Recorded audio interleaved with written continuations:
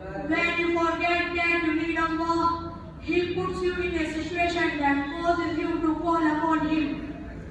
And that's for your own good. Number 4, never underestimate the power of dua. Number 5, worldly life is short, so turn to Allah before you return to Allah.